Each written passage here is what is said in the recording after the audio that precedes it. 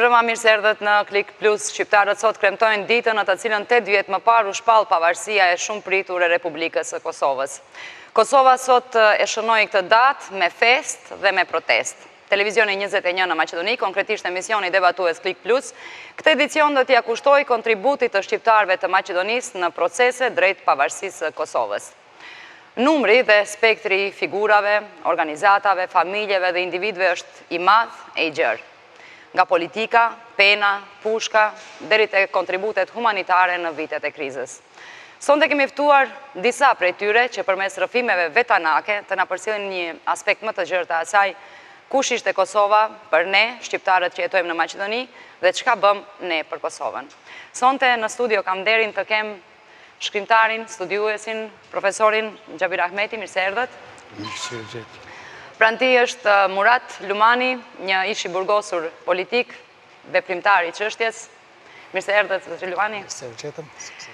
Gjithashtu kemi nderin të kemi historianin, ish prorektorin në Universitetit të Prishtinës, antarin e këshillit, antarin e shtabit të përgjithshëm të UÇK-s, zotriun Nuri Bexheti, mirë se erdhët në studio. Faleminderit. Dhe në studio, profesor Blerim Reka, sonte jo si analist, po si njeri që ka dhënë kontribut në lëvizjet në Kosovë, konkretisht në lidhjen demokratike të Kosovës, ishte këshilltar i zotriut Adem Demaçi, zëdhënësit të UÇK-s në Prishtina së kohe. Profesor, mirë se erdhët. Arbeni gjithashtu në këto procese në vitin 99, në vitin kyç për Kosovën, ishte redaktori i gazetës Fakti. Arben, mirë se vjen edhe në këtë rol sonte në Klik Plus. Atër uroj të kemi një debat të frytshëm, në fakt ne më shumë do të evakuojmë kujtime rreth asaj se çka keni bërë konkretisht ju zotri që jeni sonte në studio, dhe përmes pasqyrës tuaj të tregojmë çka kanë bërë shqiptarët e Maqedonisë për Kosovën. Para se të fillojmë, të japim fjalën mysafirit, në fakt Tetovari që tani jeton në Kosovë, të na përcjell situatën aktuale në Kosovë, opinionin e tij për situatën aktuale në Kosovë, dhe do desha nga të gjithë ju një prononcim të shkurtër rreth kësaj. Faleminderit. Në radhë parë përshtatesën, më vjen mirë që jemi në një studio të një televizori të ri në Maqedoni. Kjo është një arritur, mendoj unë. Situata në Kosovë varet nga çfarë kënd vështrimi personal shikohet. Ata që janë në pushtet mendojnë se situata është normale dhe koalicionin ndjek agjendën e saj që e ka të parapar. Ata që janë në opozit kanë arsye dhe kërkesat e tyre për të shtyr agjendën e tyre politike. Pra, thënë shkurt në varet se nga çfarë kënd vështrimi shihet situata aktuale. Po e mire e kësaj dite sot ne që po flasim, për mua personalisht është që sot janë bërë 8 vite që Kosova është shpallë shtet. Natyrisht, demokracia ka instrumentet e veta, pa të cilat nuk mund të funksionoje, dhe personalisht ndihem mirë që sot protesta ka qenë e qetë. Kështu, nuk kam dhe një koment tjetër të veçantë. Unë mendoj se Kosova ka kapacitet dhe do arritë të zgjejë një kompromis dhe do të del nga kriza. Ju faleminderit. Faleminderit shumë. Një herë urime për programin. Dua dhe unë ti përshëndes shqiptarët me një urim për 17 shkurtin. Është një fest të cilën ne kemi adhuruar dhe kemi dash që Kosova të jetë shtet i pavarur, dhe sot 8 vjet, para 8 vjetësh është shpall pavarësia. Në këtë urim dua t'i përshëndes të gjithë të dënuarit politik, të cilët mbartën një proces shumë të rëndësishëm ndër shekuj, derisa erdhi në ditën e themelimit të UÇK-s dhe u realizua kjo ëndër që ne e kemi pas me shekuj. Urime festën e 17 shkurtit. Si e shihni Kosovën sot? Kosovën sot e shoh unë si veprimtari atyre që është e shoh si një shtet pavarur, e shoh një shtet me gjitha problemet, si një shtet i ri i cili ka plot probleme, por gëzohem që kemi edhe një shtet tjetër shqiptar. Faleminderit. Zoti Xhabir, cili është vlerësimi juaj për situatën aktuale politike në Kosovë? Mas pari, do të kisha thënë se kjo ditë është ditë gëzimi për të gjithë shqiptarët, në mënyrë të veçantë për shqiptarët që jetuan në ish Jugosllavi. Vërtet Kosova ka qenë, si të them, motori, jo Kosova, po Ç'është? kjo Kosova është çështja, po historia e Kosovës është e tillë që i ka vënë vazhdimisht në lëvizje çështjen shqiptare drejt zgjidhjes së drejtë. Natyrisht nuk ka pasur Kosova aleat deri në luftën e fundit, siç i pat NATO-n edhe Shtetet e Bashkuara.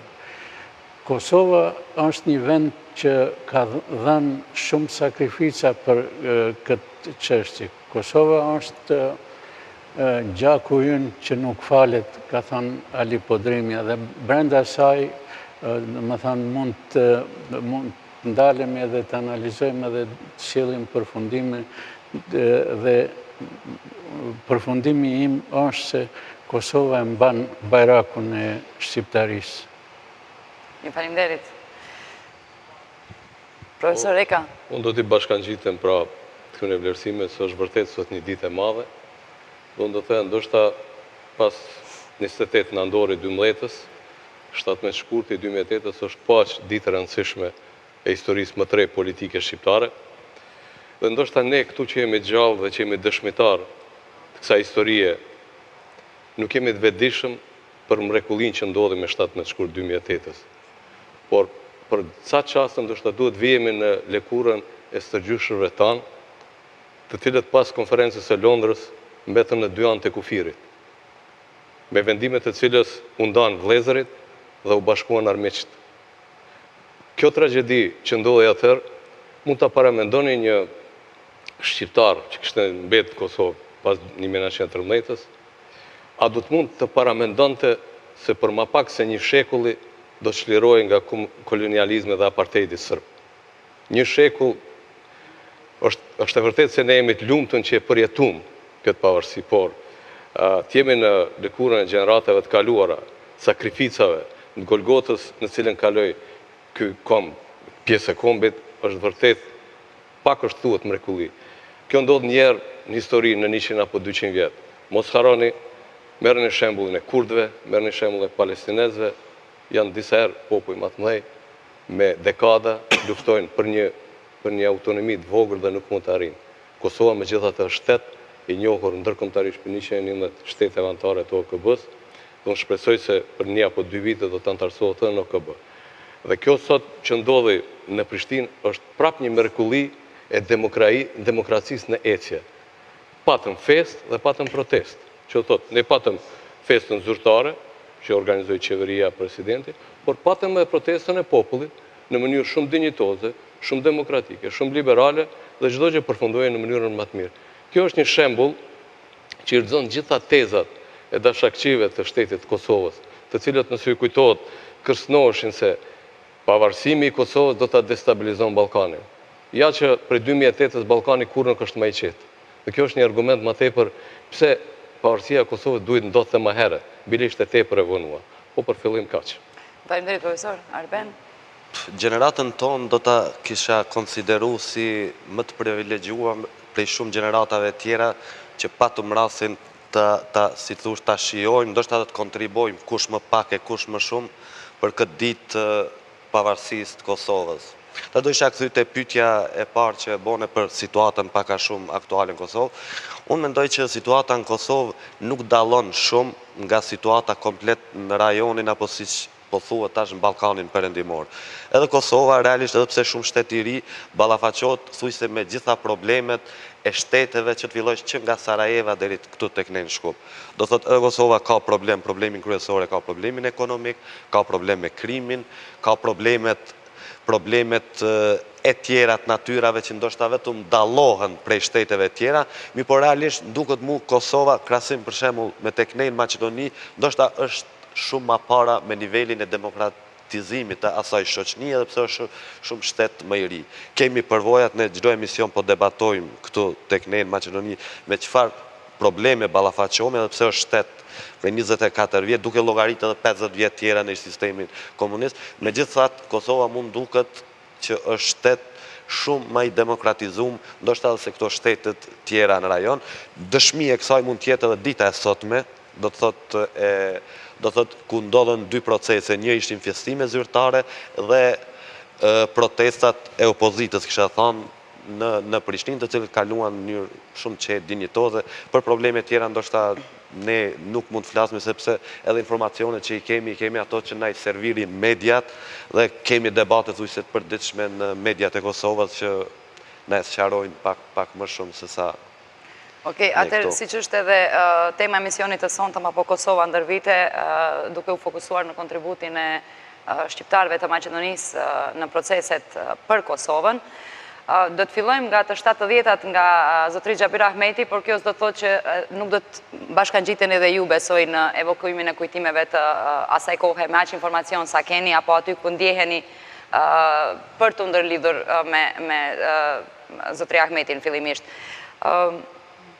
Persekutimi ka qenë i paevitueshëm për intelektualët e kohës. Do t'ju kthej në flakën e vllazërimit, të cilën një informat e shërbimit sekret të asaj kohe, e ka quajtur flaka e vllazërimit po bëhet grumbulluese e personave të njohur për veprimtarinë e tyre armiqësore. Ndër veprimtarët që ishin në flak, keni qenë vetë ju, ka qenë Teki Dervishi, Jusuf Gërvalla. Nga ato emra që arrita t'i kap në këtë periudhë të veprimtarisë patriotëve shqiptarë. A ka mundësi të na jepni pak detaje rreth kësaj periudhe, rreth punës tuaj në flak, rreth takimeve me këta njerëz? Në flak, aso kohë nuk ka qenë fort lehtë të punohet.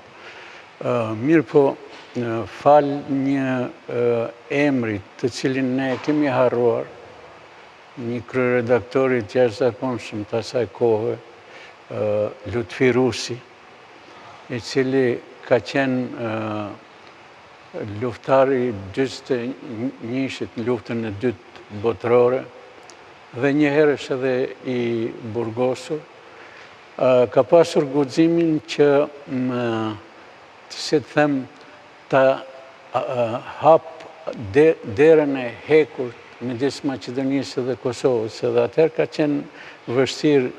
kanë qenë vështira komunikimet midis shqiptarëve të Maqedonisë dhe të Kosovës. Dhe aso kohë, në 1971,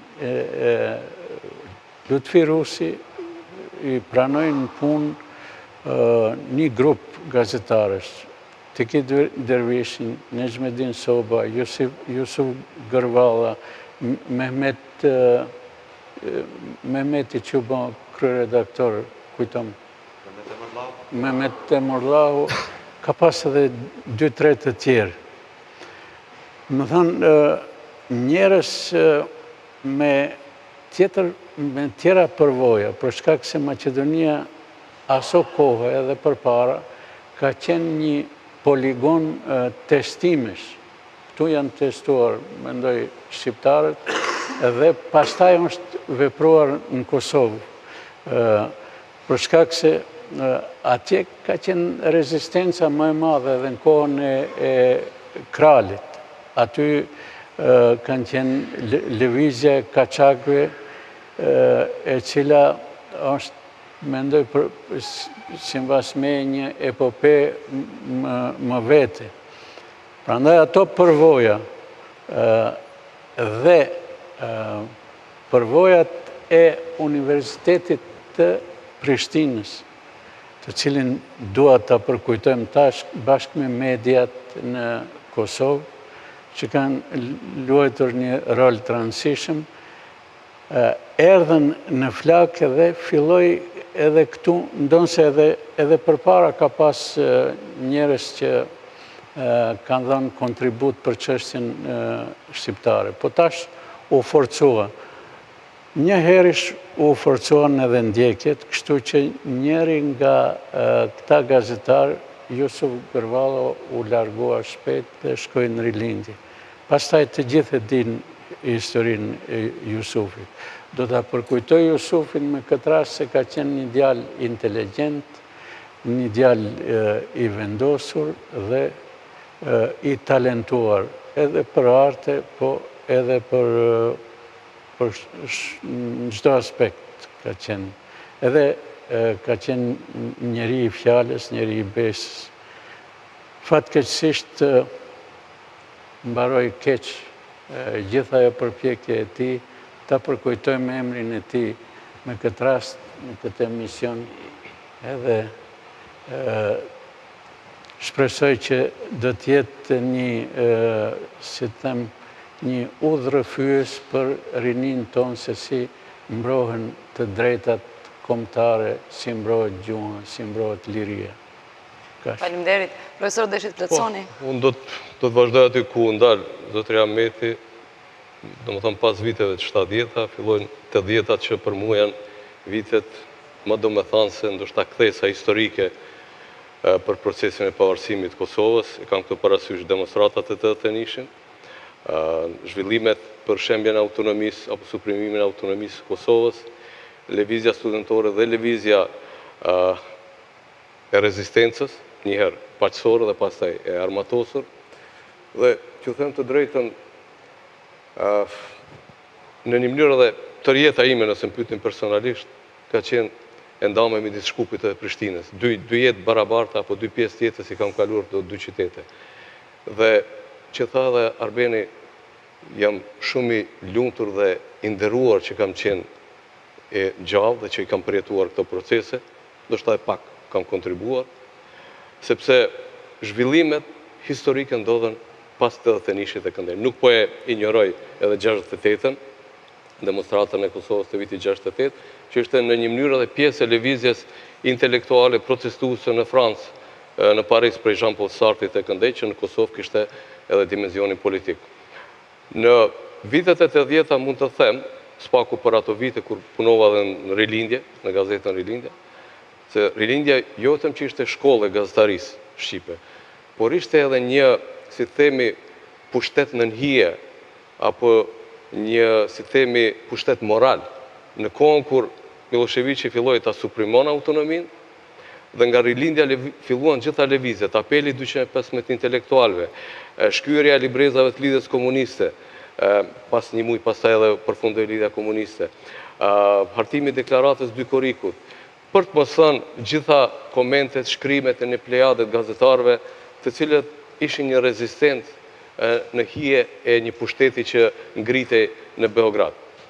Më vonë e kemi paraqitjen e alternativës lidhjes demokratike dhe partive opozitare, deri te paraqitja në Skenderaj, në Drenicë e ushtrisë shërimtare të Kosovës në vitin 1997 e këndej, lufta shërimtare dhe pastaj në administrim ndërkombëtar.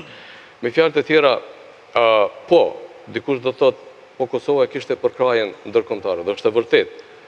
Është e vërtet që Kosova kishte përkrajen e fuqisë kryesore, asaj amerikane. Por një përkraje ndërkombëtare, pa një substrat të brendshëm, pa një bërtham politike e cila do t'i udhëheqë proceset, dhe do t'jetë e përkrahur për ndërkombëtarëve, nuk mund të ndodhin ndryshimet historike. Dhe vetëm një kombinim i tillë, i një lëvizje paqësore në Ibrahim Rugova, një lëvizje të armatosur të rezistencës me UÇK-n, e përkrahur për fuqisë ndërkombëtare, e jep atë ekuacionin pse Kosova u pavarësua dhe pse Kosova u bë shtet. Pra nuk u bë rastisht. Ishin vitet fljesës madhe, ishin sakrificat mëdha, që arritën në 2008-ën ta ndrojnë gjeopolitikën e 13-s. Mos harroni atëherë ishin gjitha fuqitë kundër Kosovës, në 2008-ën mbeti vetëm një fuqi, Rusia. Nuk është e rastishme edhe kjo përbërje sonte në emision. Kemi edhe të pushkës edhe të penës. Unë desha t'ju pyes mbasi përmendet lidhjen demokratike të Kosovës të atyre viteve. A kishte shqiptar të tjerë nga Maqedonia që ishin në organe të rëndësishme? Po, është profesori Ali Aliu, ka qenë antar edhe i kryesisë, një ndër themeluesit e lidhjes demokratike të Kosovës. Ka qenë edhe tjerë, po Ali Aliu ka qenë pak më në pozitë më të lartë. Unë isha vetëm antar i Këshillit të Përgjithshëm, ndërkaq në Thoni vetëm, se është diçka e vogël kjo? Jo, edhe Këshilli i Përgjithshëm, domethënë ka qenë Këshilli qendror i lidhjes demokratike, i cili pastaj zgjidhte kryesinë, po duhet të them se profesor Aliu ka qenë në pozitë më të lartë. Disi debati heci, fillua me flakën, përmendet rilindjen, detyrimisht do t'jap fjalën Arbenit si redaktori i faktit të vitit 99, po në përgjithësi të më japesh një vlerësim për kontributin e mediave shqiptare, qoftë tu, qoftë në Kosovë, ose edhe më gjërë në gjitha këto procese. Unë do të kufizohem anit pak më shumë për mediat Maqedoni, se pak a shumë për mediat tjera është folë, qoftë në Prishtinë, qoftë në Tiranë. Realisht, kujtoj edhe me nostalgji, gazeta Fakti në atë kohë ka qenë i farforme, sepse i vetmi medium ishte që vepronte në nivel kombëtar. Pa dashmë janë shkollu edhe mediat lokale që kanë ekzistuar, mirë ka qenë, mund të them, një farforme, ndoshta nuk e egzagjeroj, edhe zëdhënëse e luftës edhe e problemeve të komplet Kosovës, sidomos të asaj periudhës më të vështirë të vitit 99. Nuk ka pas medium në rrezullin toksor, duke fillu nga CNN, BBC, agjencitë Reuters, AFP, që nuk janë thirrë në gazetën Faktit e asaj kohët. Dhe mendoj që unë gazeta Fakti në atë kohë, në krye me botusin Emin Azemin, kanë qenë një nga hallkat e pjesës më të ndritshme të historisë të shqiptarëve të Maqedonisë në atë kohë. Unë tash do të gjerohem, me qenë se që mos ta marrë fjallën 2-3 herë, po duke u kthy në atë kohë, me qenë se punojsha në atë medium, unë them se në vitin 99, sjellja e shqiptarëve të Maqedonisë ka qenë, kur kujtosh nga dita e sotme e mrekullueshme. Do t'i marrë vetëm disa institucione, duke fillu nga mediat që folëm, të fillojmë nga strukturat politike të asaj kohës që ishin koalicion Partia Demokratike Shqiptare, që nuk duhet të anashkalojmë, vepronte në 2 fronte. Po flasë gjithë një si gazetar që i ndjekshmi situatën aktuale. Strukturat e asaj partije kanë qenë të angazhuar në maksimum, për shembull në vendosjen e refugjatëve në për familjet shqiptare, ndërsa struktura politike me maksimumin e mundshëm mundoheshte që çdo gjë të jetë në funksion të përfundimit të procesit, qoftë luftës, qoftë gjanave në mënyrën më të mirë të mundshme. Ta kujtojmë spitalin e Tetovës. E kemi harru që aj spitalu pa të shëndru më duke si Ministri e Shëndetësisë e Kosovës. Mirë po, edhe tetovartë vetë në atë kohë, edhe për shkak të nevojave, nuk shkonin në spital. Në dhe sepse gjdo gja është pa të shëndru në shërbim të refugjatëve, në shërbim të luftës, të kujtojmë organizatën humanitare El Hilal. Ka qenë nga organizatat më të organizume edhe mrekullia asaj kohës ka qenë se organizimi tyne ka ndodhur brenda 24 orëve. Do thot i këtyne 2-3 institucioneve që i përmenda më të rëndësishme që benin që ishin publike, flas transparente. Nuk flas për pjesën tjetër të rëndësishme, për transportin e armëve, për transportin e luftarëve, për luftarët e Maqedonisë që kanë shku me të madhe në Kosovë, edhe institucioni fundit i familjes shqiptare të Maqedonisë. Duhet kemi guximin, nuk duhet të tregojmë lokalist, me qenë se nga Maqedonia, nëse merr një dallim për shembull mes familjeve shqiptarëve të Maqedonisë, edhe familjeve shqiptare të Shqipënisë, a keni ndëgjuar ndonjëherë që familjet shqiptare të Maqedonisë të mburren me atë? Ose të bëhet, unë që drejt, për shembull ta marrësh gazetën Koha ose mediumet maqedone, asnjëherë nuk kemi marrë, të paktën bëjmë një reportazh për një familje që ndoshta ka sakrifiku shumicën e gjanave në shërbim të refugjatëve kosovar. Për shembull, merre Shqipëninë si paralele, për shembull ke goxha edhe emisione, madje edhe deklarata të zyrtarëve që i përmendin, kemi strehu kaq refugjat, kemi bo këta, krahasim me shqiptarët e Maqedonisë, të cilët e kanë ndjekur si obligim, e kanë kryer atë obligim, edhe nuk e ndëgju asnjëherë ndonjë mburrje ose ndonjë diçka më tepër se kjo. Ta lëm modestin sonte, Arben? Ta lëm them sonte modestin, të flasim vërtet për ato që i kemi bërë. Tani nuk do të lidhem konkretisht ajo më e rëndësishmja që ishte shkas sonte, që t'jeni sonte në studio. Desha t'ju pyes zot Lymani, cilat kanë qenë ato momentet kyçe kur shqiptarët e Maqedonisë kanë dëshmuar kontributin e vet ndaj Kosovës? Do të thënë, po flas për një periudhë më të gjatë kohore. Aty kanë ndikuar shumë faktorë që duhet i kemi parasysh. Shqiptarët e Maqedonisë edhe shkollimin e zhvillojnë në Kosovë. Unë po e marr si rast konkret, pas u dënua grupi jonë i të rinjve, që ishin veprimtar, në gjithë Maqedoninë dhe ish Jugosllavinë e kishim të ndaluar. shkollimin në e kam bërë të mundshëm në Kosovë, edhe pse kishte urdhër nga Komiteti Qendror i Jugosllavisë. Do me thënë, në Kosovë të gjithë ne gjinjemi strehë. Por, ka dhe disa faktorë që duhet mos janë shkalen, që u arrit deri në këtë ditët të sotit.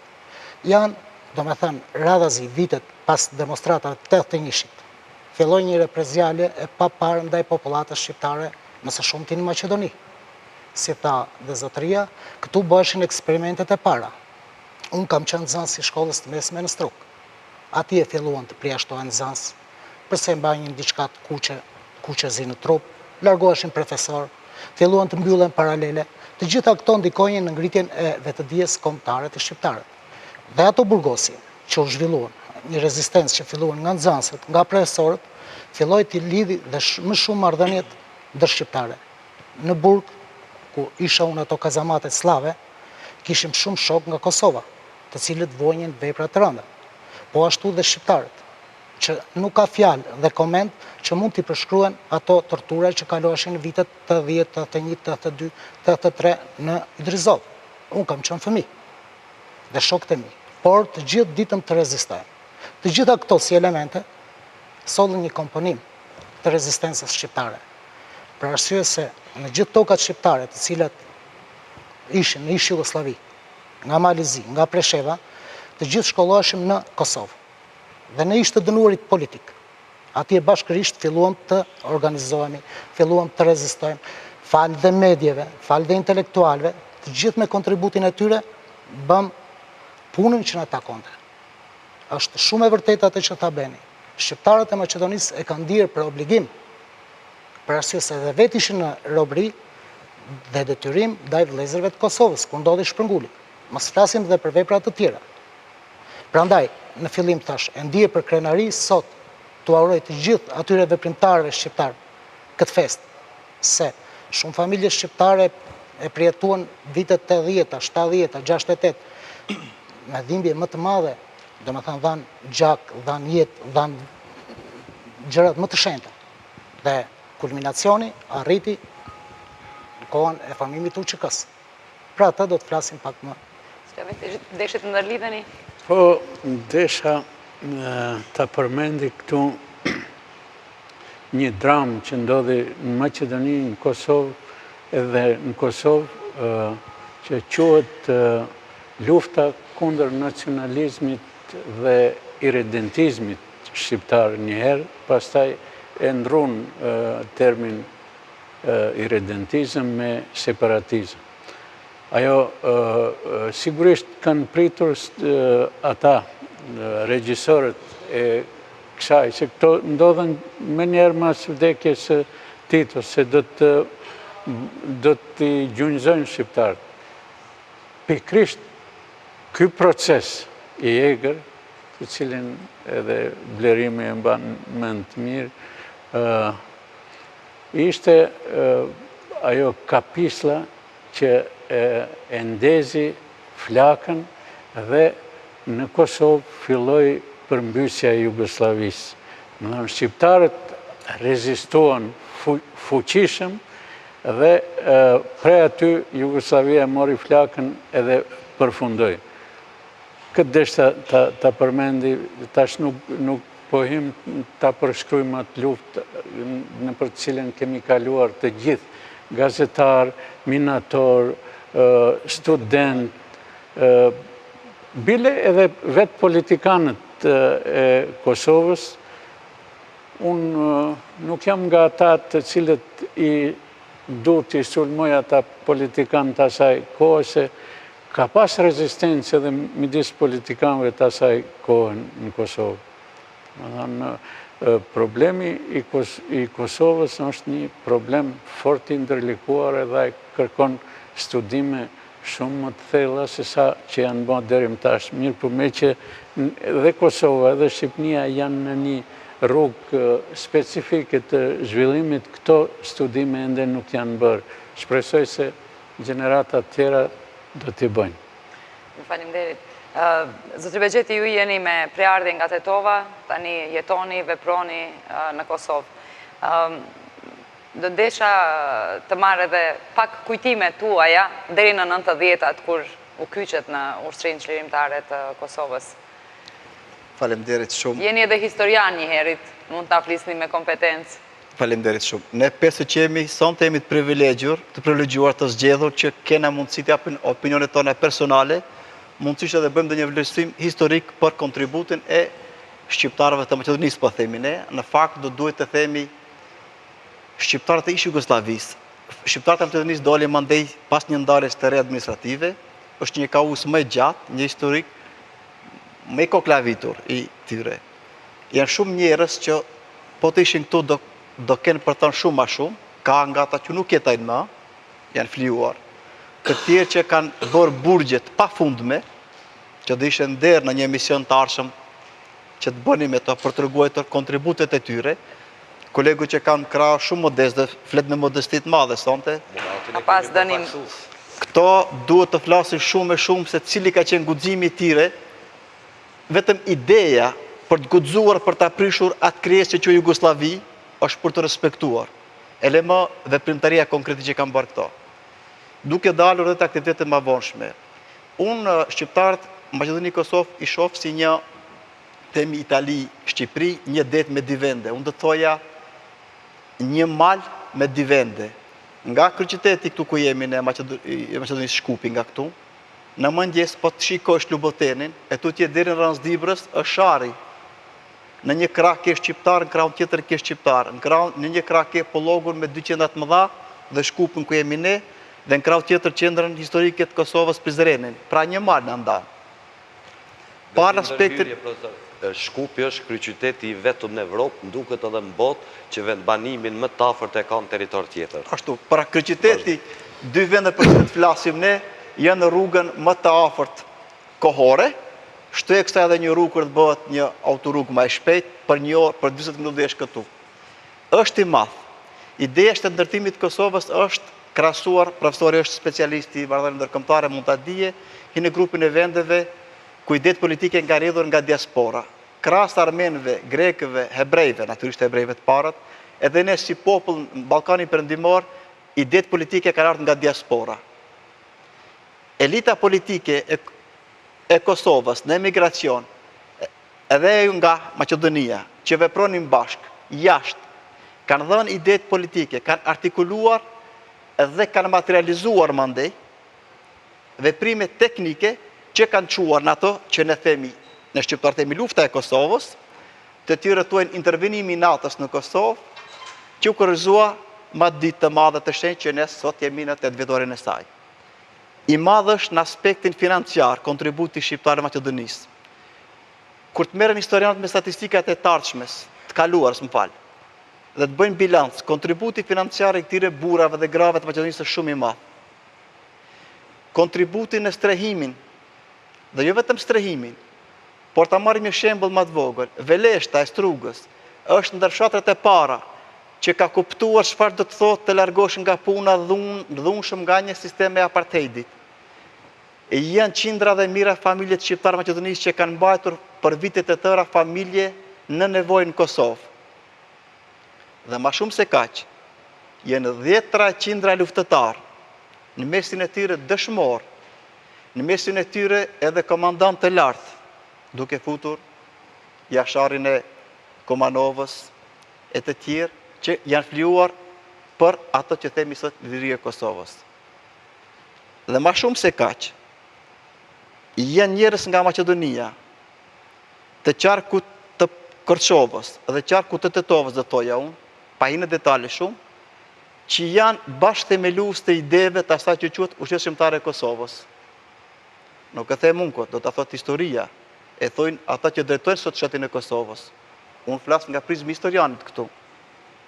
Ma shumë se kaq çfarë të themi. Profesora, mund të keni informacion ju se ka një debat, ju mund ta dini, ndoshta na ndihmoni se edhe Ushtria Çlimtare e Kosovës është themeluar në një fshat Maqedonisë, diku në Kërçovës. Jo, nuk do të them që është themeluar aty. Në një fshat të Maqedonisë, në Zajas natyrisht, kjo është në kohë sekrete është bërë publike, din këta gjëra, është marrë një nga mbledhjet e LPK-s që quhet, ku janë marrë vendime, ka do lëvizet në vitet e radha që ka ndodhur, pra që nuk mjafton vetëm veprimi politik apo rezistencë, themi kështu, të kundërshtis, por duhet bërë edhe hapa apo veprime ushtarake që kanë pasuar mandej dhe janë aktar, po të rëndësishëm nga Maqedonia. Por edhe Kosova ka bërë shumë për shqiptarët e Maqedonisë. Profesori është më i vjetër edhe zoti Reka natyrisht janë më në moshë se unë edhe din gjëra shumë të rëndësishme për atë periudhë, din që edhe atë pak dije, atë pak brumë themi, atë pak shpirt të asaj që quhet shqiptarizmë, nuk i ke marrë gjëkundin e post ato që i themi Universiteti i Kosovës asa kohë, më ndrejojmë në Universiteti i Prishtinës, edhe cili është njëri nga promotorët, me gjithë defektet që kishte, por ishte njëri nga promotorët. I madh ka qenë, për mendimin. Anita, do të vazhdoj diskutimin që patën Arbeni me kolegët për kontributin e jashtëzakonshëm njerëzor, do thoja, të shqiptarëve të Maqedonisë në krizën e refugjatëve. Mirë po të analizojmë edhe historinë, edhe gjeografinë kombëtare, ajo do të na jep edhe shpjegim se ky kontribut nuk ka qenë i rastësishëm. Mos të harrojmë, edhe në historinë spaku 100 vjeçare, profesori është historian, të krijimit të shtetit shqiptar. Trojet jashtë Shqipërisë sot me politike kanë qenë promotorët e asaj që ndodhi në vitin 1912 në Vlorë. Lidhja e Prizrenit ndodhi në Prizren. Kongresi i Manastirit dhe unifikimi i gjuhës shqipe ndodhi në Manastir. Shlirimi i Shkupit apo ushtria shqiptare që shliroi Kosovën dhe Shkupin ndodhi me 12 gusht të vitit 1912 në Shkup. Vlora ndodhi vetëm disa muaj pas tyre 3 ngjarjeve që i paraprin krijimit të shtetit shqiptar. Dhe nëse shikoni sot, ma gjeni një fenomen tjetër geopolitik në Ballkan dhe në Evropë, si Shqipëria, e cila është shtet që kufizohet me shqiptarët.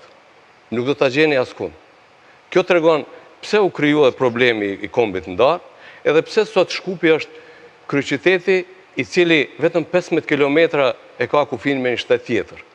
Ose, si e shpjegoni faktin që kryeqyteti më i afërt tjetër, i ndonjë shteti tjetër për Shkupin, nuk është as Sofia, as Athina, as Beogradi, as Tirana, po është Prishtina. Vetvetiu Shkupi ka qenë kryeqyteti i vilajetit Kosovës. Dhe ne nuk mund të ikim këtij fakti. Dikush mund të thotë, aja tash janë këto revendikime territoriale, kërkesa për ndrim historisë. Jo, por ne as nuk mund ta mohojmë historinë. Shkupi ka qenë çdo herë Kosovë dhe ka qenë kryeqyteti i Kosovës. Tash jemi në tjetër shtet, po në rregull është. Kjo është historia. Ne nuk mund ta ndryshojmë historinë. S'po bëjmë politikë kështu pan-shqiptare temi, se sonte po e ripërsesim shumë është i përvjetor, por unë Kosovë Maqedoni shoh shumë të afërt. Nuk ka alternativë. Nuk duam të im të aktualiteti sonte. Vetëm bashkëpunimi është në interes të dy vendeve. Ky komunitet kaq i madh, shqiptar në Maqedoni, me prezencën e saj në pjesën më të vjetër të qytetit, me çfarë shqy që i thoni ju këtu. Me gjitha qytete zinxhir nga Kumanove deri te liçeni Muratit. Nuk ka rrugë tjetër, pos një kooperim të ngushtë dhe korrekt, duke respektuar në maksimum të drejtat e njëri tjetrit. Nuk ka rrugë tjetër. Edhe këto kontribute të njerëzve që janë dhënë më herët, natyrisht se nuk rreshtin, edhe s'do të rreshtin. Zotri Xhabir, deshte të ndërlidhet te pjesa historike? Po, më kujtohet të njëshi për sëri. Dhe lidhja, më thënë, shpirtërore, ose lidhja të gjakut që kemi ne, se jemi një popull. Më kujtohet demonstratat të 81-shit kur bëheshin në Prishtinë.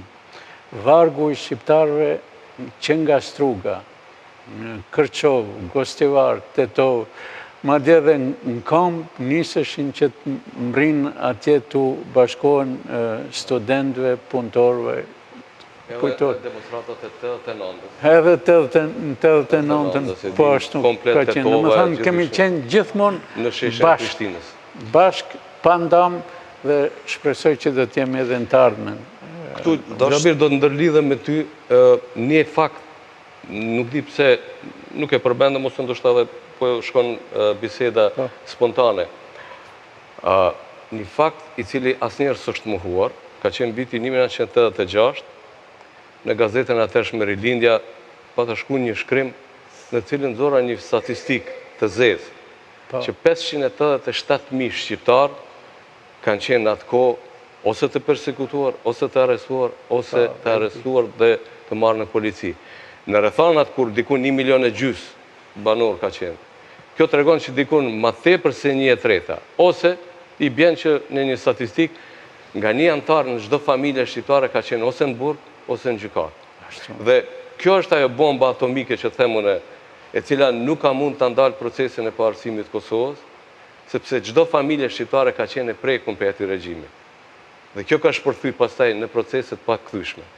Janë shumë fakte, po sot është koha e shkurt për kjo. Një element të sakrifica e Komllafin që nuk e kemi përmend ne këtu në Maqedoni, ndoshta zoti Ahmeti edhe mund të më ndihmon, viti 91-99 në kohën e Partisë për Prosperitet Demokratik.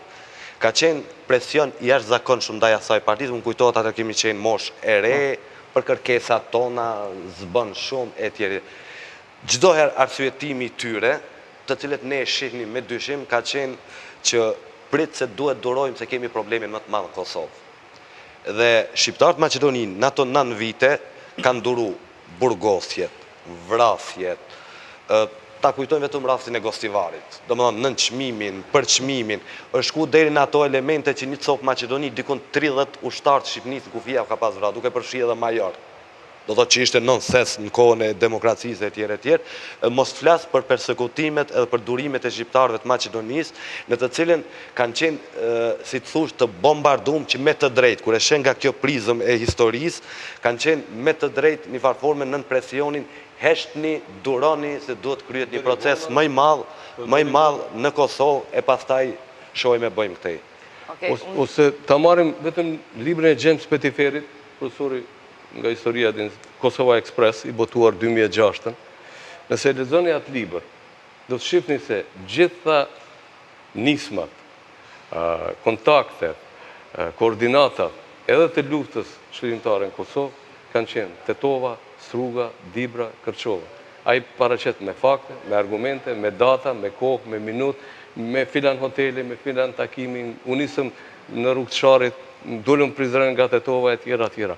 Me fjalë të tjera është një histori e tërë, ndoshta ende e pashkruar, dhe sigurisht historian do ta qesin letër në kopertinat librit, për një sakrificë që kanë bërë shqiptarët, unë nuk po i daj shqiptarët e Maqedonisë Kosovës, që kanë bërë shqiptarët për shtetin e Kosovës. Realisht jemi dam, prof. Kemi çavojmë, duhet flasni. S'do të bregos më shumë se jemi ndarë, se dhe popull i tjerë shumë atë fuqishëm me ekonomi dhe me zhvillim politik, kulturor, që në para ne shumë me shekuj, nuk e kanë ma atë barierë. Po do të gjejmë urat komunikimit dhe të unifikimit. Kufit administrativ nuk do të jenë pengesë për mendimin tim. Unë do të ndërpresu pak këtë bisedë do ta quaj, se nuk do ta quaj debat, me një pauzë të shkurt të reklamave dhe do të kthehemi tek dy momente të jetës tuaj personale, zotri Lumani dhe zotri Bexheti, dhe që lidhen me ushtrinë çlirimtare të Kosovës. Atëherë takohemi së shpejti.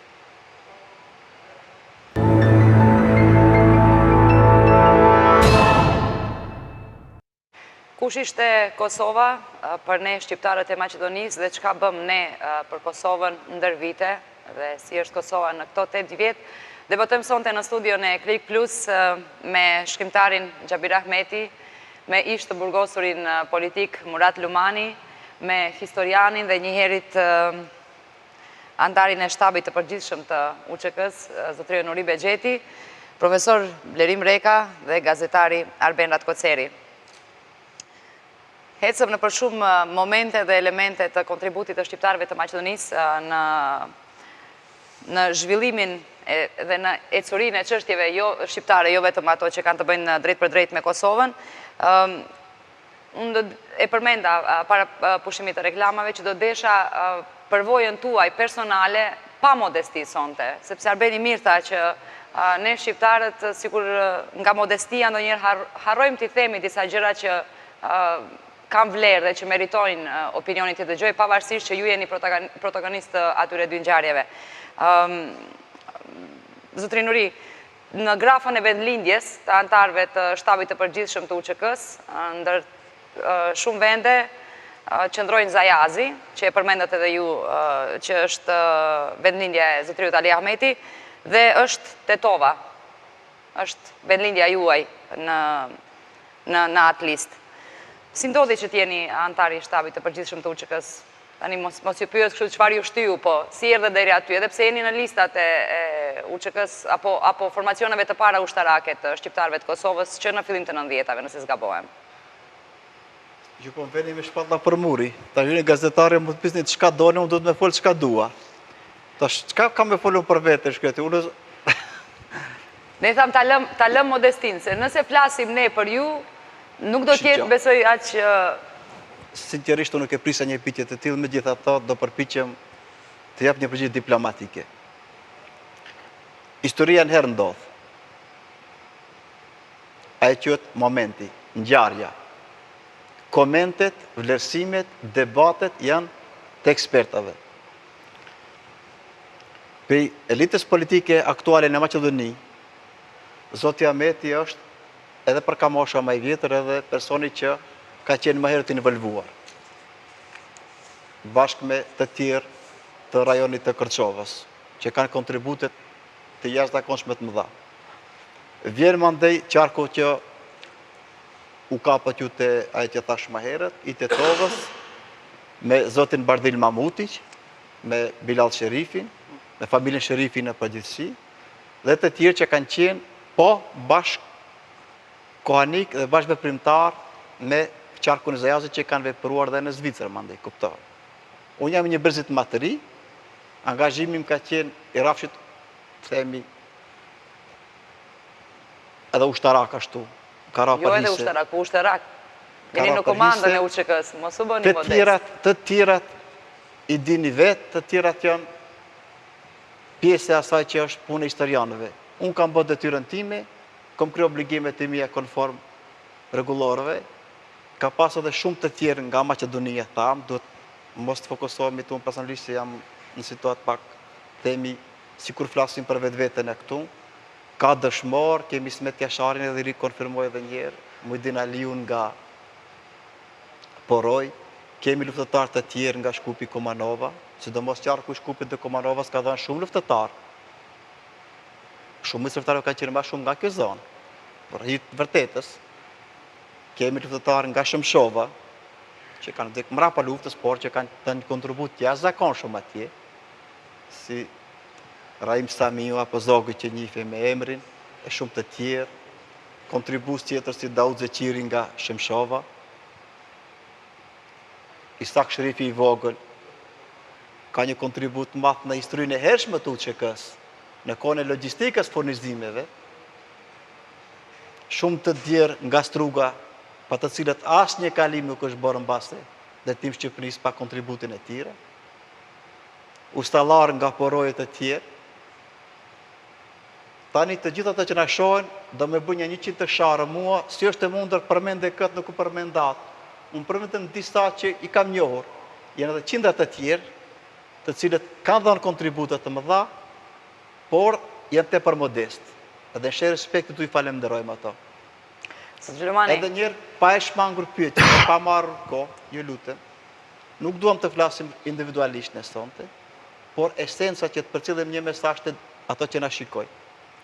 Kontributi i burrave dhe grave nga Maqedonia për atë që i themi ne çështja e Kosovës është i madh, si në rafshin e idesë politike, si në kontributet individuale të tyre, si në etablimin e tyre në strukturat e larta politike dhe ushtarake. Ajo që quhet drejtori politike, që e gatuante luftën e Kosovës, kishte përfaqësues nga Maqedonia. Shtabi ushtarak, ai që ishte me emblem dhe me uniform, në rrëdhët e saj kishte burra nga Maqedonia. Ato që bënin diplomacinë e luftës Kosovës, të parët që bindën opinionin ndërkombëtar, që lufta e Kosovës do fokusohet vetëm në Kosovë dhe nuk do implikoje as Malin e Zi, as Serbinë e Jugut dhe as Maqedoninë, është po Bardhil Mamutiq që ka një kontribut jashtëzakonshëm. Do të thënë kjo, ishte me titull shkencor, ishte frankofon dhe komunikimin e bënte në frëngjisht për luftën e Kosovës. Natyrisht se paralel Kosova kishte elitën e saj politike brenda me Ibrahim Rogovën që bënte një punë kolosale të madhe, por një rrymim tjetër, ushtarak, i shfaqur tashmë në skenë, komunikonte në vijë zyrtare me njerëz origjinat të cilëve është nga Maqedonia. Edhe mos harrojmë që tha zoti Beni t'ja forcoj, në kulmin e zhvillimit të luftës në Maqedoni. Në pushtet kishte një parti shqiptare, që ishte pjesë e një koalicioni, ishte në qeveri, kishte ministra, zëvendës kryeministër, deputet, struktura lokale deri te një katun me 5 shtëpi, që kush më shumë e kush më pak, për hir të vërtetës kanë dhënë kontribute. Dhe të tjerë që s'kishin funksione, për kanë dhënë kontribute. Lejoni ta them një rrëfim shumë të shkurtur, që unë mendoj se për audiencën është interesante, që u thash edhe kolegëve më herët. Mes Rambujës dhe Parizit, kur e gjithë bota ishte fokusuar në atë çka po ndodh në Kosovë, drejtuesit e luftës Kosovës kanë kaluar nga Maqedonia në Shqipëri. Më falni, nga Maqedonia në Kosovë, e kam fjalën. Lëvizje pas lëvizjes ata përfundojnë në Radush. Dhe si zakonisht kalimit janë bërë natën. Kur kanë kaluar natën, në 3-400 metrësh, në mesin aty në burrave, që fati një luftë ishte në dorën e tyre, ka pas edhe një fëmijë. Duke kaluar rrugën, bëjnë pauzë si zakonisht, dhe pyet njëri nga drejtuesit e luftës, "More, ç'ki fëmijët çka bën këtu? Çka është me ne? Pse kanë marrë këtë fëmijë?" Ai që u ka priktin e burrave thot, "Është djali im." "Po pse ke marrë me vete?" "E ka marrë me vete," thot, "se në dorë të Zotit luftë jemi. Rujna Zot, me ndodh diçka, te shkojmë ne, le të shkojë dhe fëmijë." E di cili burr është ki? Kjo është Rafis Haliti. Edhe jam mos i sigurt që është një nga, nuk e ka thënë Rafisi asnjëherë, e kanë thënë burrat që kanë kaluar natën. E thash këtë një detaj të vogël që kontributet janë të mëdha. Ka të tjerë që njoh qytetar thjesht, zejtar, që kanë kryer një punë aq të rëndësishme për historinë e Kosovës, që e kanë kryer dhe kur se kanë përmend.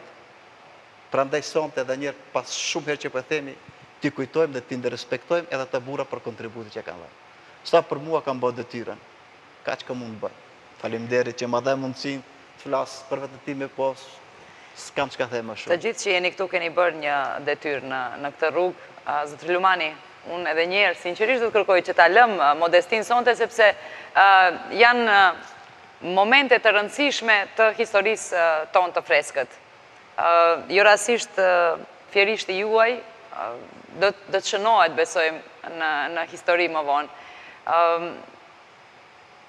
Duke qenë një njeri, jeni ishit në veçanti në atë kohë njeri shumë i besueshëm i strukturave më të larta ushtarake të Kosovës, përderisa zgjodhen shtëpinë tuaj si korridor të sigurt për të kthyer nga konferenca e paqes në Rambuje. A mund të na e përshkruani si ndodhi në atë kohë, si e organizuat kontaktin, se nuk ishte kjo kohë e sotshme kur gjithçka është më e lehtë? Që të kuptoheni se për të treguar të gjithë këtë histori do duhet shumë kohë, shumë orë. Veprimtaria jonë nuk është e rastit ose e qastit. Unë nuk jam ndonjë orator kush e di kujt kategorie, por do të mundohem të jem sa më i thjeshtë, sa më modest, dhe pasi po kapemi në njërën anë të medaljes të ati librit të autorit Ylli Pollovina, nga një kolonel, unë do të shpjegoj një anë tjetër, se nuk është një rast. Pika që ishte e zgjedhur edhe më herët nga lëvizjet ilegale, ka qenë një ndër ato pika dhe shtpjejme, bashkë veprimtarët e mi. Nuk dua të hyj në ak familjeve shqiptare në Maqedoni, as aktivistëve. Dua të them se ka qenë një fuqi shumë e madhe, dhe më e madhe unë mendoj se ajo jashtë, se gjithë shka vareshte nga veprimet e brendshme. Kemi qenë të organizuar, kam fatin me pak fjalë të them tash të jem shok i Afrim Zhitis, i Fadil Vatës që sot nuk janë mes nesh, dhe shumë kolozëve tjerë të veprimtarisë ilegale. Po pasi duam të dim pak për këtë lëvizje, një rast pas Rambujës, unë do të spjegoj. Vetëm një dodhi, që mos hyj në ak familjeve shqiptare të cilët bën shumë sakrifica. Do ta marrë simbolik familjen time. Se në shumë familje shqiptare në mes tjereve dhe shtabit, disa pjesëtar të shtabit kanë qenë edhe në familjen e Benit, nuk e kam thënë. Beni ton. Po, por unë do të përmend familjen time që të mund ti kuptojmë dhe familje tjera se si janë ndodhur. Nuk do të përdor oratori, do të jem sa më i thjeshtë. Në kontakt kemi qenë të përhershëm me shokët e lëvizjes dhe të luftës. Në momentin kyç, pas ardhjes, pas rambujës, disa shokë të shtabit më bëjnë telefon që të takohemi.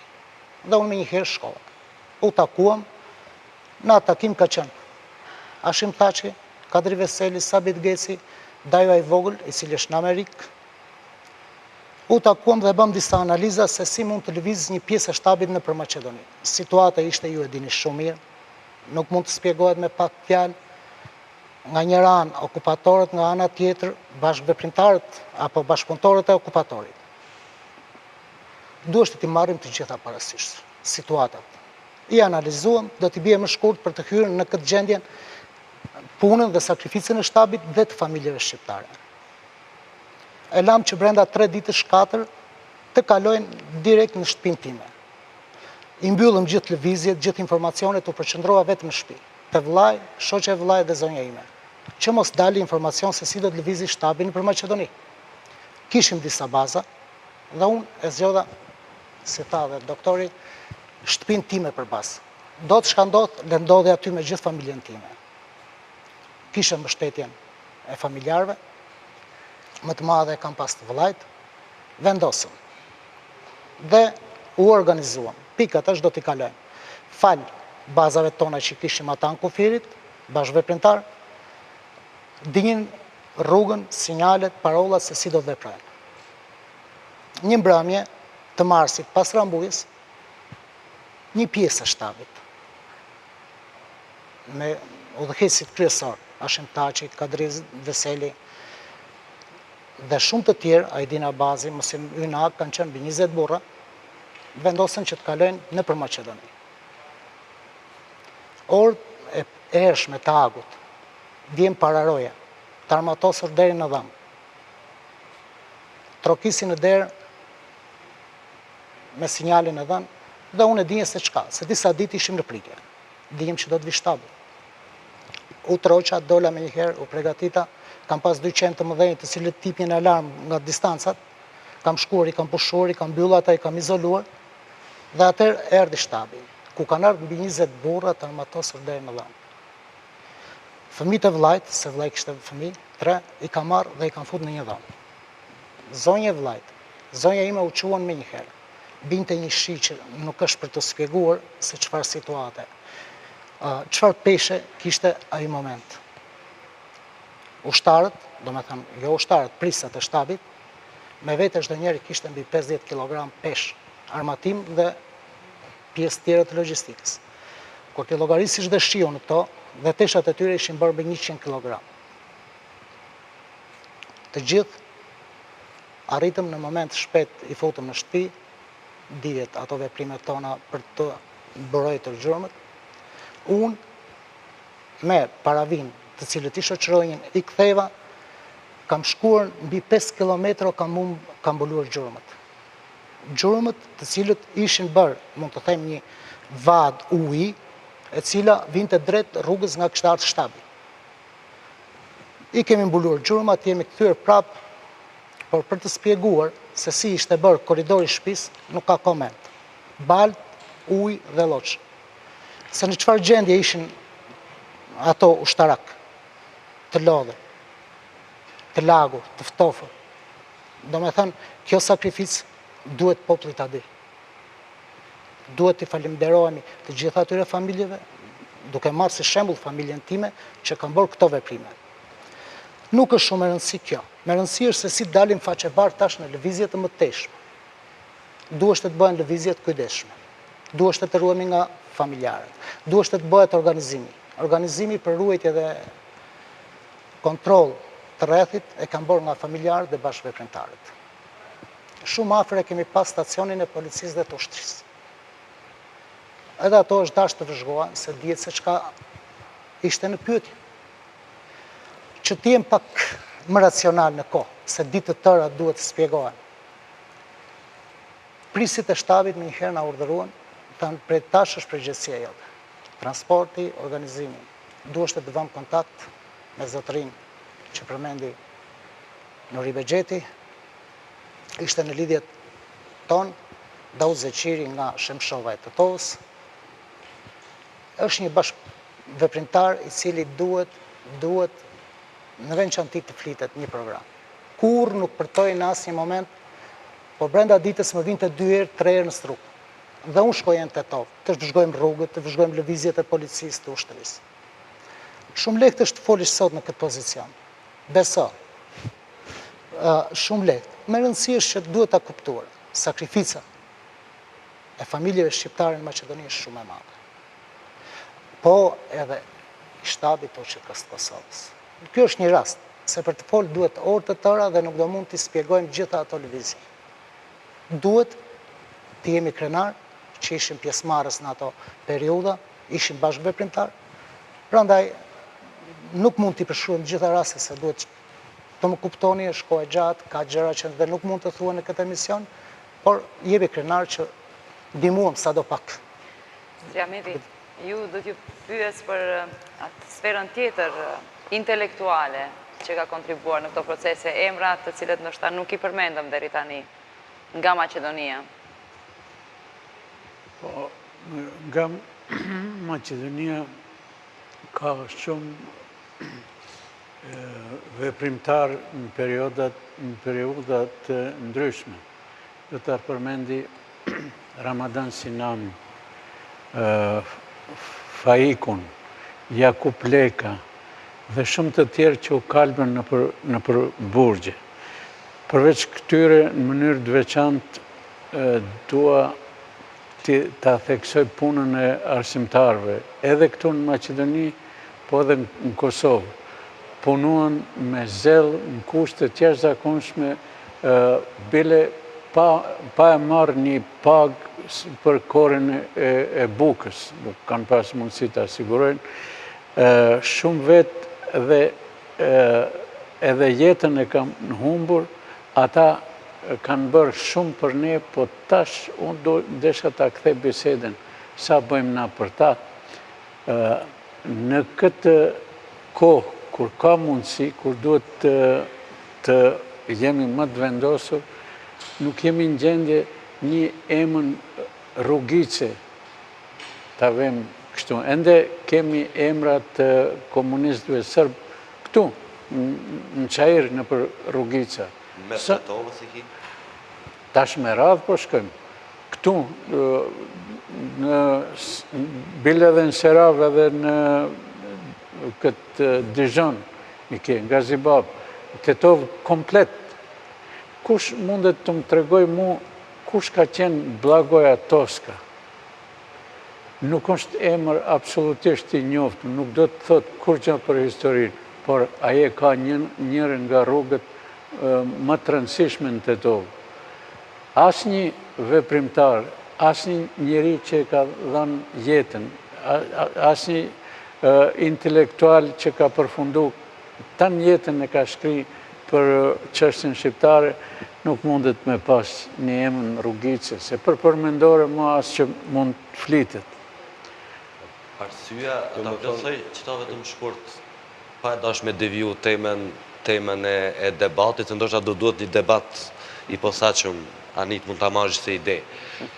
Me marrëveshjen e Ohrit ne fitum Badinterin. Realisht Badinterin në Maqedoni më shumë e shfrytëzojnë, ka dalë pozitive për komunitetin shumic Maqedon, në për komunat shqiptare, sepse përmes Badinterit, për shkak Badinterit që e ka, ne asnjë shkollës nuk mund t'ja ndrojmë emrin, mos flasme ndonjë rrugës, në ndërkohë se shqiptarët, se sa shqiptarë që e shfrytëzojnë pushtetin qendror.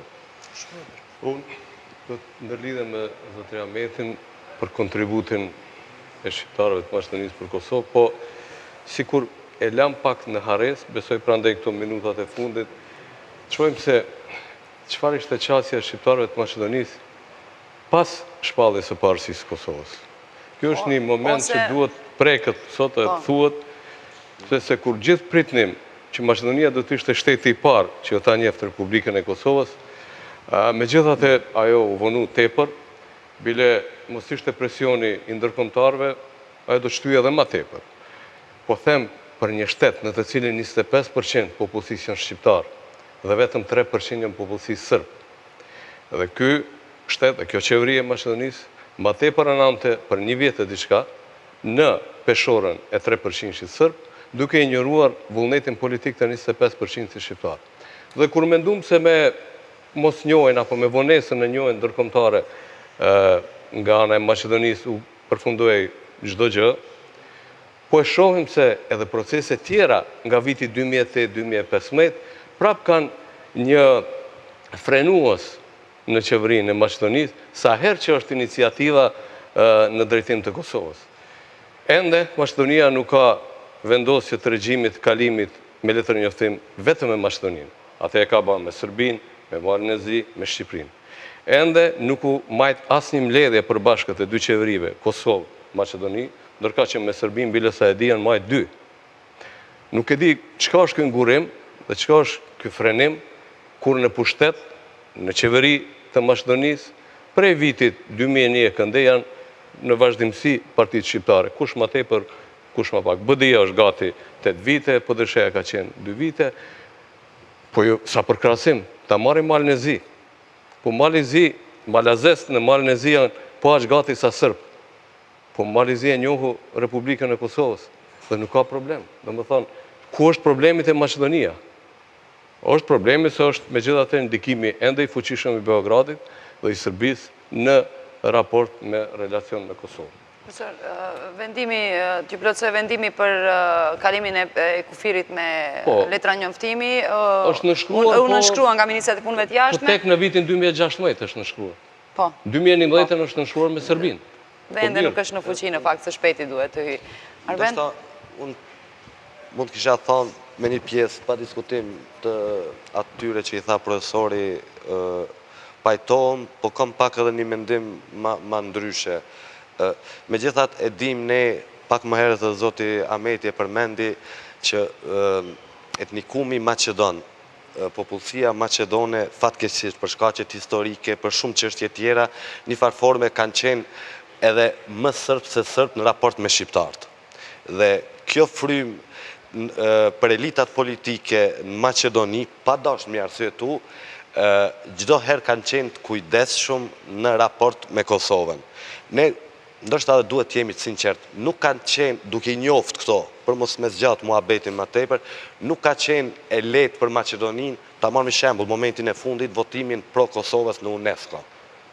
Nuk ka qenë e lehtë, e dim reaksionin e Dačićit, i cili tekstualisht në 24 orë pas i votimit Kosovës për t'i irritu edhe për t'i ofendu Maqedonët, etnikumin Maqedon, doli me tablat që IRJM në për autostrada e tjere tjere. Sepse ne duhet, mu nga njëherë tash, ndoshta nuk du me qelë debat, e përmene për shembull Malin e Zi. Mu i me marrë me menë se qa ka qenë për elitën politike të Malit të Zi për ta njoftë Kosovën, ose edhe për të votu pro UNESCO-s, nësa harrojmë, ndoshta nuk jena sinqert me vetvetin që ki një parti atje në Kosovë që edhe protesta organizon kundra Malit të Zi. Me një shtet i vogël, me një shtet për një problem për mendimin tem imagjinar. Do thot, kjo çështje e raporti i Maqedonëve ndaj Kosovës dhe raporti për marrë dhe një shtet më të vogël, që është i Mali i Zi, mendoj ka qenë përtej mundësive tyre dhe besoj që ka qenë edhe korrekte, profesor. Kur i njohmi këto rrethanat, edhe këto po s'ka lidhje më nejth. Megjithatë u rreshtu pro çdo vendim që ka qenë Zotri Bexheti kërkoi fjalën. Ka qenë pro. Faleminderit shumë. Çdo të dëshat polemik. Zoti Reka orientoi mirë bisedën në fund në minutat që na kanë ngelur. Shqiptarët e Maqedonisë pas pavarësisë, natyrisht janë kthyer vetvetes dhe duhet të kthehen vetvetes. Ajo që quhet lufta në Maqedoni apo konflikti siç preferojnë të tjerët, konflikti 2001-shit, pati një marrëveshje ekonomike që themi, një komunikat të lëshuar nga drejtuesit e luftës në Maqedoni, në pikën kryesore të saj, njeh kufit e shtetit të Maqedonisë. Kompromisi më i madh i shqiptarëve Maqedonisë që kanë afruar në Maqedoni dhe më duket politikisht shumë i pjekur, është që shqiptarët e Maqedonisë akceptojnë kufit e shtetit. Ky është kompromisi më i madh që mund të bëhet.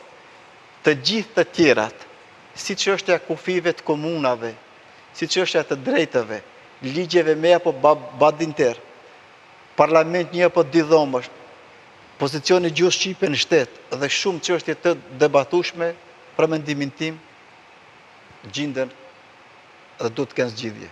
Aty në rrafshet ku nuk janë të plotësuara. Unë shoh gjërat me optimizëm, mund të jem gabim, po.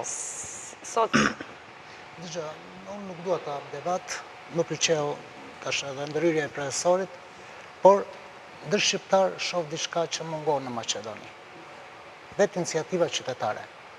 Shumë i kemi lënë duart në subjektet politike që mos mund t'i realizojnë edhe gjërat më elementare.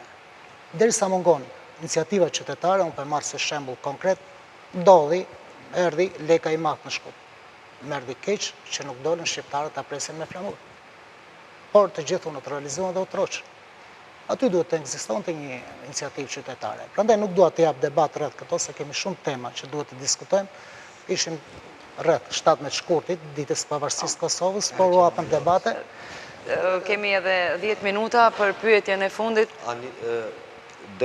E preki Nuriu pak ma heret, do me thonë se koncepti i emisionit ke shqiptar të Maqedonisë për Kosovët, nuk u ndalum, do me thonë me qëllim nuk u ndalum për anasjeltat, u përmen shkollimi më duket këtu ne të pestit e kemi nga një cikl të shkollës kryme në Kosovë, minimumi i kontributit, po mos të harrojmë edhe simbolikën e autostradës re nga ana e qeverisë Kosovët që ja ka lënë emrin Arben Xhaferi. Një nga figurat më të mëdha që kemi këto, jo vetëm për kontributin e shqiptarëve të Maqedonisë, ndoshta do ta prekmin emocione zotin Xhabir se ka pasur miqësi, edhe për çështjen e Kosovës. Unë mendoj që përmes asaj figure, një farë lloje, përmes simbolikës të atij emri, të asaj autostrade, një farë është pall një farë mirënjohje, se dihet rrugët, urat çka simbolizojnë, një farë mirënjohje në mënyrë më të mrekullueshëm për komunitetin shqiptar të Maqedonisë, për kontributin ndaj Kosovës. U harua pa thënë dhe një gjama. Të gjithë folën vetëm raportet shqiptare. Imagjinoni në vitet 99, çfarë pozicioni ka qenë pozicion të vështirë politik, themja, partneri politik, partneri Maqedon me partnerin politik shqiptar në 98-ën. Imagjinoj është dasht, pranoje kalimin e trupave të aleancës toksore, po them, jo ajrore në për Republikën e Maqedonisë. Dhe kur vendi rrezikohet nga qindra mijëra refugjat, në një vend 2 milionësh, s'ka garanci që nuk ka destabilitet. Gligorovi thoshte korridoret, kujtohet. Prandaj duhet parë këtë punë pak më me zemërgjërsi, se ne vetëm i shohim pikat e zeza ku kanë vojtur njerëz në përkampe, patën apo s'patën ujë ose u keq trajtuar, por duhet parë dhe në rrafshin pak më gjerë për mendimin tim, dhe qeveria asaj kohe, tani mund të themi në nën turistnin apo jo turistnin, apo me ndërhyrjen e mekanizmave diplomatike apo mekanizmave tjerë, unë mendoj se ka qenë në frekuencat njëjta me bashkinë ndërkombëtare në raport me Kosovën, dhe ka bërë detyrën edhe qeveria e Maqedonisë asaj kohe. Mr. Xhabir?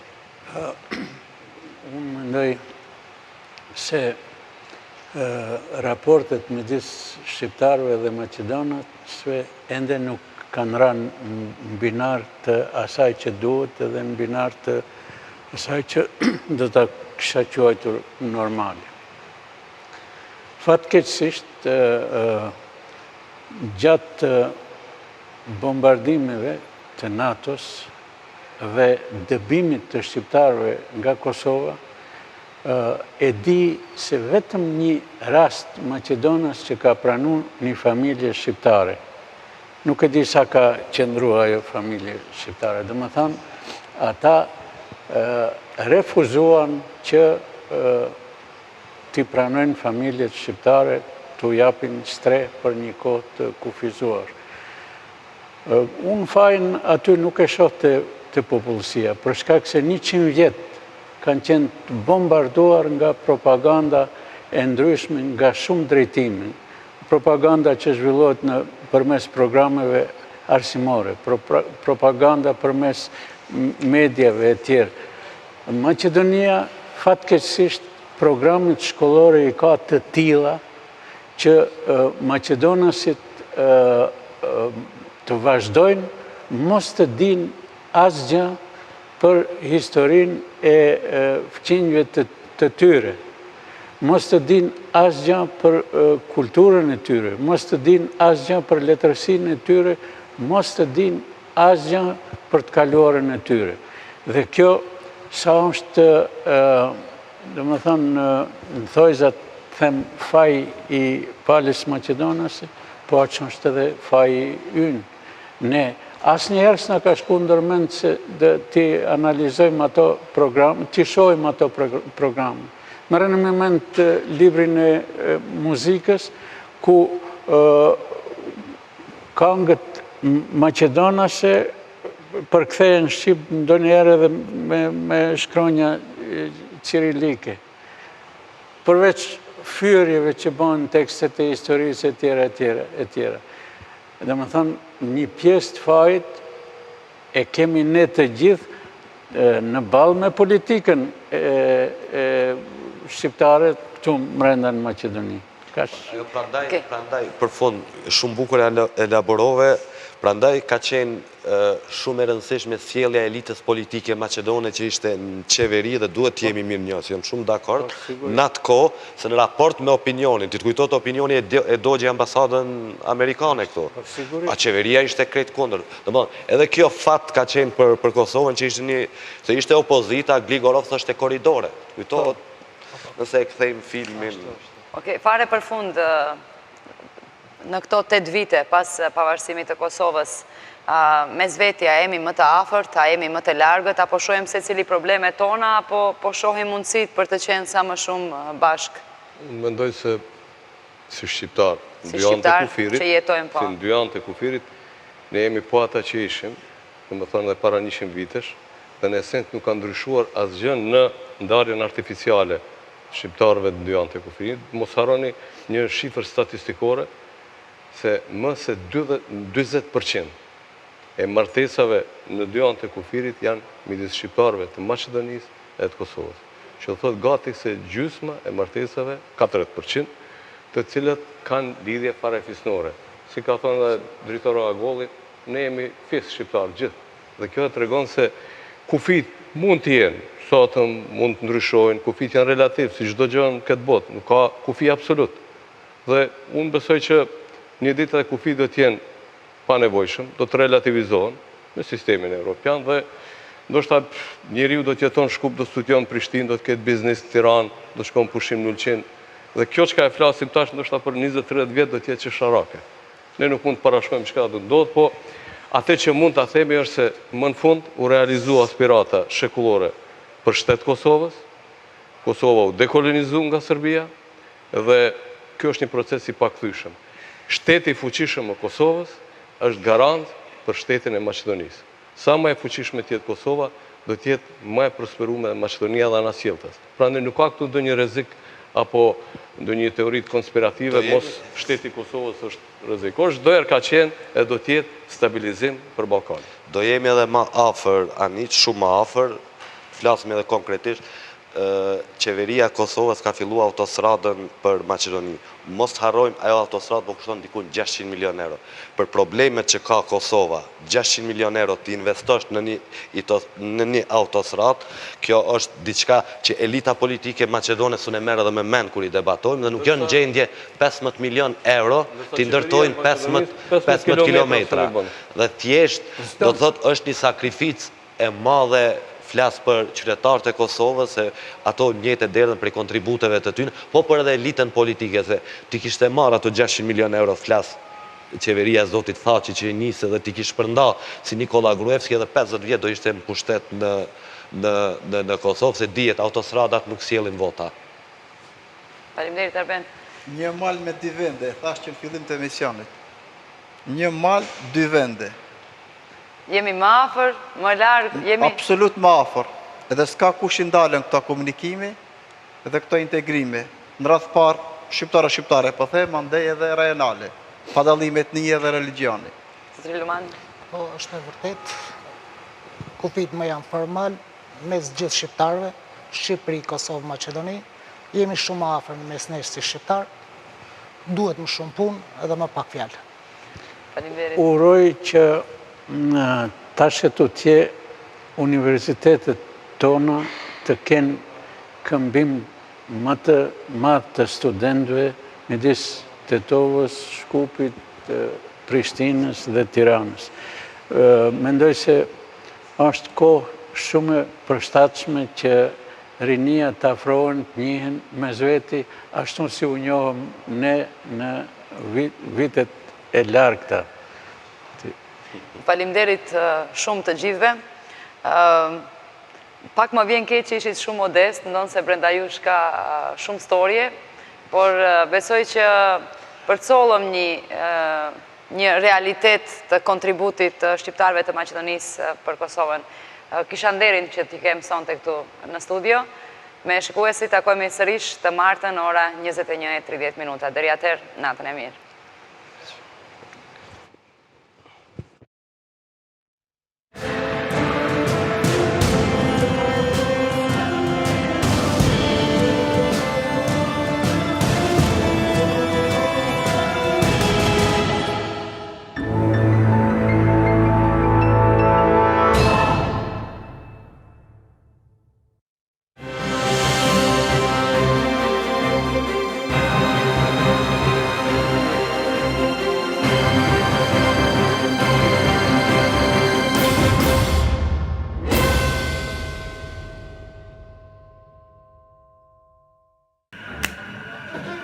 Hallakom. Hallakom. Hallakom. Hallakom. Hallakom. Hallakom.